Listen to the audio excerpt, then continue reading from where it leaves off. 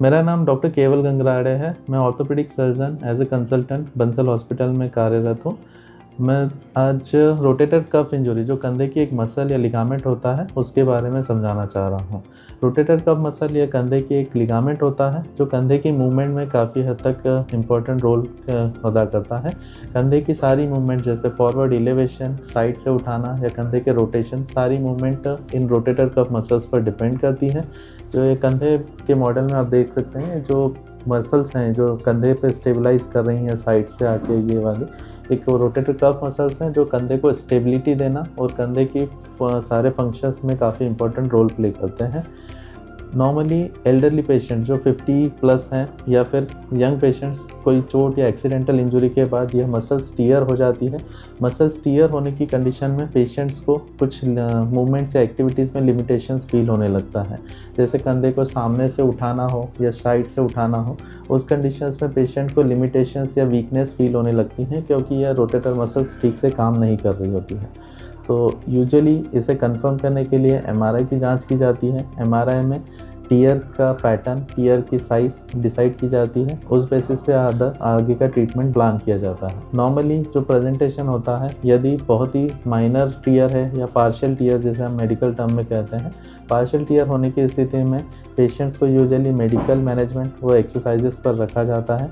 यदि patients medical management exercise को ठीक से रिस्पॉन्ड नहीं करते हैं तो उस कंडीशन में इंजेक्शंस जैसे पीआरपी हो गया या स्टीरॉयड हो गया, उस तरीके के इंजेक्शन रिकमेंड किए जाते हैं जो जॉइंट के अंदर इन्फ्लेमेशन रहता है उसे कंट्रोल करने में हेल्प करते हैं। साथ ही कुछ फिजियो प्रोटोकॉल्स पर रखा जाता है और यदि पेशेंट 3 से 4 महीने का फिजियो इंजेक्शन के बाद भी इम्प्रूवमेंट नहीं होता है, उन पेशेंट्स में सर्जरी रिकमेंड की जाती है।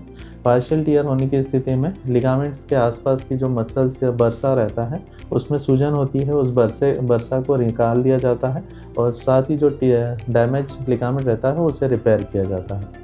वहीं जो पेशेंट्स कंप्लीट टीयर के साथ आते हैं जिसमें लिगामेंट बोन से पूरी तरह से सेपरेट हो चुका है या अलग हो चुका है, उस कंडीशन में उस लिगामेंट को आर्थ्रोस्कोपिक सर्जरी द्वारा रिपेयर किया जाता है। आर्थ्रोस्कोपी एक की होल सर्जरी होती है जिसमें लिगामेंट पेशेंट्स के कंधे पर जनरल एनेस्थीसिया में 2 से 3 की होल्स बनाए जाते हैं जिसके थ्रू लिगामेंट को रिपेयर किया जाता है।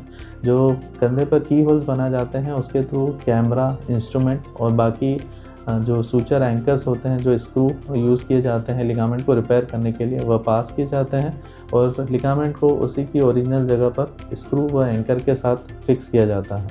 नॉर्मली यह प्रोसीजर काफ़ी बेनिफिशियल है क्योंकि यह की होल सर्जरी होती है, इसमें कोई बड़ा चीरा नहीं लगता है।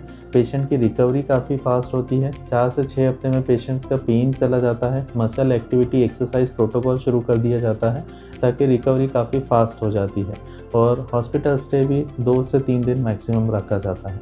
एंड पोस्ट ऑफ जो फिजियो प्रोटोकॉल फॉलो किया जाता है उसमें इनिशियल 1 मंथ पेशेंट को रिस्ट्रिक्शंस या आर्म पाउच में रखा जाता है and after 1 month exercise protocol बढ़ते चले जाता है।